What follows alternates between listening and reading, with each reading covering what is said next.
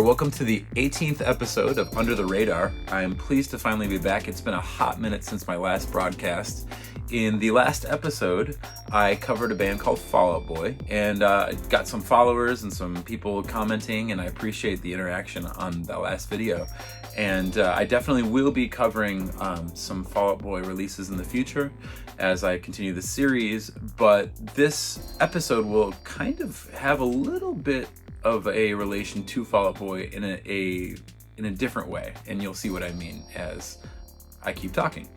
I'm going to time travel back to 2000. I think I was 17 at the time. This is summer of 2000. I went to Warped Tour, and at the time I had been really into like pop punk bands like I don't know, Blink-182, Face to Face, MXPX, all that kind of stuff. And at the time, Newfound Glory in Midtown were playing on this like side stage. I remember seeing Midtown and really liking Midtown. But I was really at the time kind of getting out of pop punk, and I was much more into emo and like I guess what some people would call indie rock at the time, because my buddy John had let me borrow this EP by Jimmy Eat World. And 5-song EP. It was released by the label Fueled by Ramen. And at the time, I had never heard of Fueled by Ramen. This is 2000.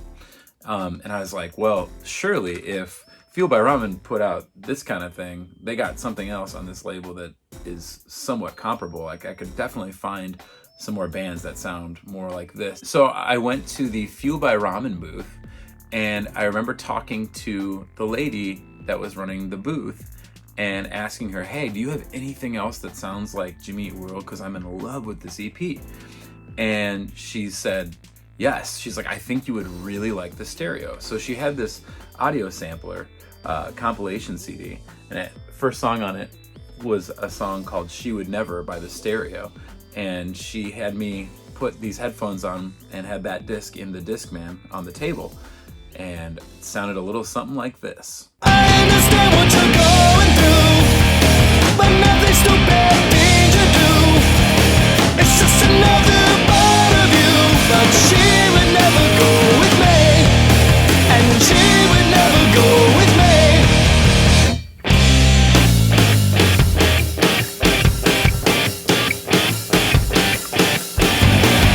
Every now and then you make up your face to pretend. You know it's a shame what they're saying. It's an awful taste. Well, this time my friend is the end. The only one who understands. The only guy who stand by your side tonight. I was completely blown away. The first thing that I noticed was the voice. The singer of the band had some serious pipes. And that was not something that was typical of rock music, at least at that time, especially with like emo, pop punk. It was very much not from the diaphragm. And they were playing on the same stage as the Impossibles and Newfound Glory in Midtown. So she had written down the time for me, and I was like, I'm definitely going to go see them. But I was like, I know I want to buy something by this band.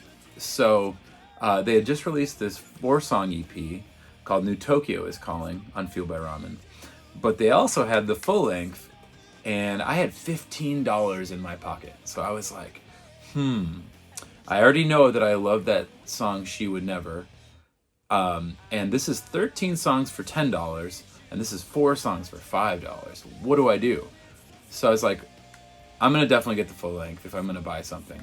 And then I was like, well, I can get the EP too, because I have $15, or I could just check out more of the bands on Fueled by Ramen. So I ended up that day walking away with my last $15 spent on these two bad boys right here. And this record by the Stereo really changed my life. I mean, this is definitely a game changer for me.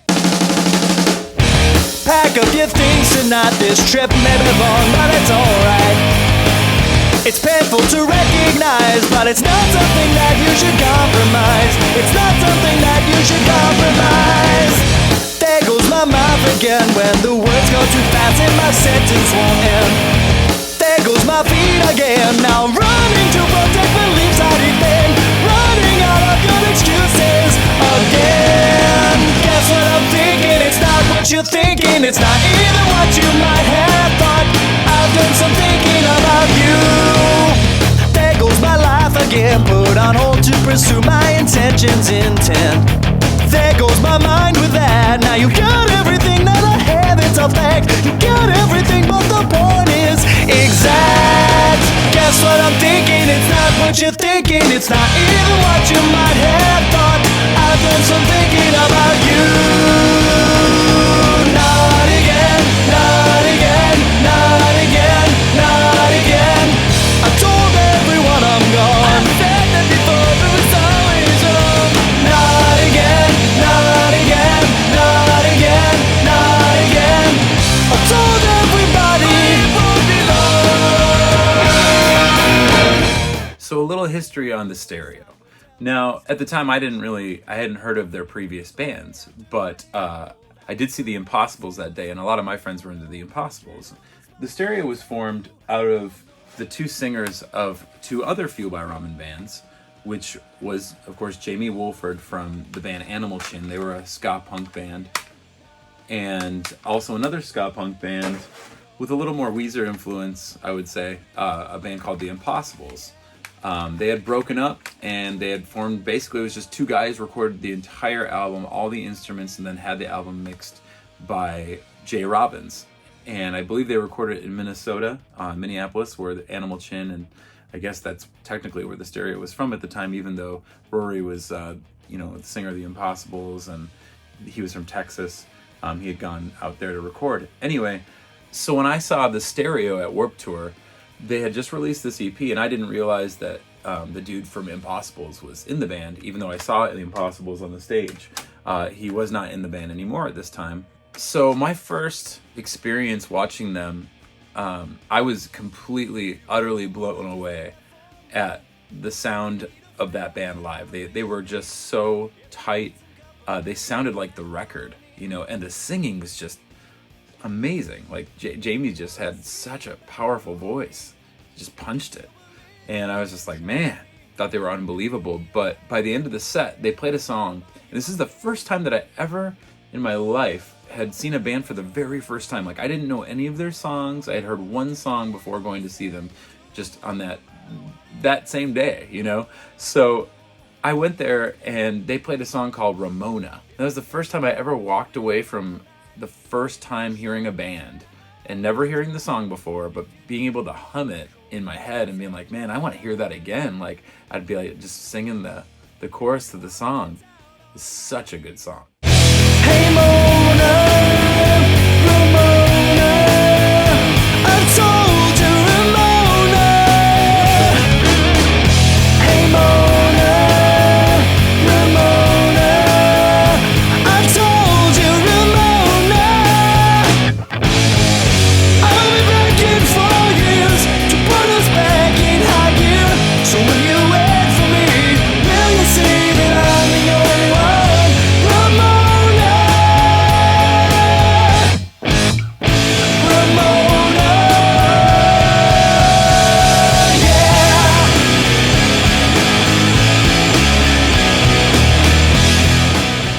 Now, Jamie had a lot of like Queen-esque harmonies on this record. It was kind of an interesting sound. It was like sort of throwback to some of, the early Weezer material, because this was released in 1999.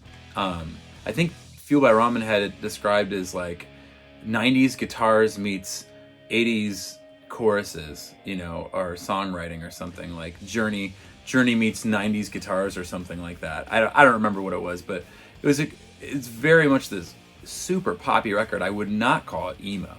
It definitely wasn't emo. It was definitely more on the pop side of songwriting and performance. But this album just had so much variety to it. There were like 3 songs on here with just piano based. What could be wrong with me? Even with all the years, you're all I need. What could be wrong? What could be wrong with me? And what could be wrong with you? You're stubborn, or do you care about what you do? What could be wrong? What could be wrong with you? I thought I knew you well, but I was wrong. You don't care at all. Is there a reason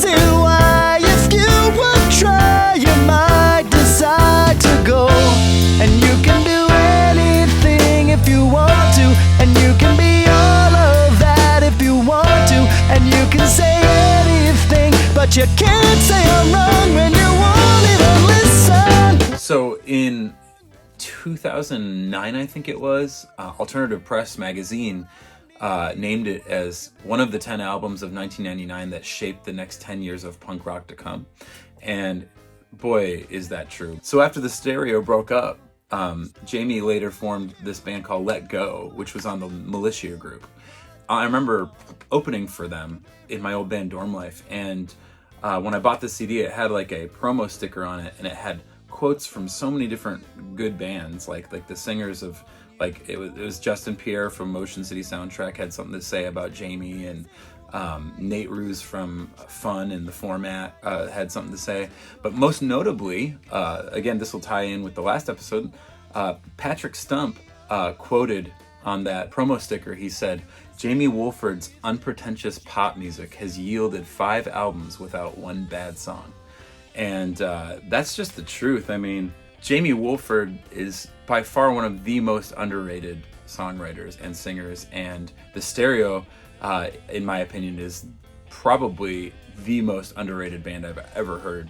Even if 300 might not be your thing, just because it's kind of lo-fi compared to their later work, they did release an album called No Traffic, but the third and final record by the Stereo called Rewind and Record, I would definitely challenge you to check that out if you are like a Fall Out Boy fan.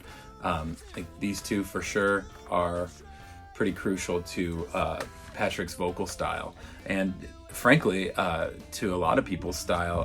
I'm very influenced by Jamie. If you listen to Fall Out Boy's Take This to Your Grave, and then you listen to the song New Tokyo is Calling, like, it's undeniable. Don't run away, so incarnate, take the easy way. Don't cause a scene, don't decide you are through. You're not so tough, things are rough, find a better way. Something gets a hold of me when Maya gets inside of you. Call you, this is for you. I will see you from a new view. New Tokyo is calling you. Call you, this is for you. I will see you from a new view. So the Stereo pretty much shaped Fueled by Ramen's sound. I mean, starting with Fall Out Boy, bleed that out to Panic at the Disco and Paramore. I mean, just the whole act of having these amazing pop vocalists fronting rock bands. Like those, that was the Stereo. That was this record, 300, one of the, greatest records I've ever heard and most influential on me. So that all being said, I think this is a good way to segue here. I actually met with Jamie Wolford a year ago, and he mixed 2 songs that are going to be on the Slave to Servant singles collection that I haven't released yet. I've been working on music videos, and so Jamie mixed the Sade cover of Pearls and another song called Acceptance versus Repentance. And I'm looking forward to releasing those videos in the coming months and eventually releasing that singles collection for sure on CD. I don't think I'll put it out on vinyl, but I will probably do a very limited pressing of like a digipack CD of like 15 tracks of that at some point. As far as what I've been up to, I've just been really busy working on songs. I finished all the B-sides, and I just filmed a music video for the song Mutton with my boys, and I've got a lot of stuff that I'm ready to release pretty soon, but yeah, just trying to get it all stacked up so that I can do this right. Stay tuned. I will have a lot more for you, and again, I appreciate the interactions. Feel free to check out slavetoservant.com. Should have a lot more stuff coming soon, and I'll be putting together a new episode very shortly. Thank you for your time.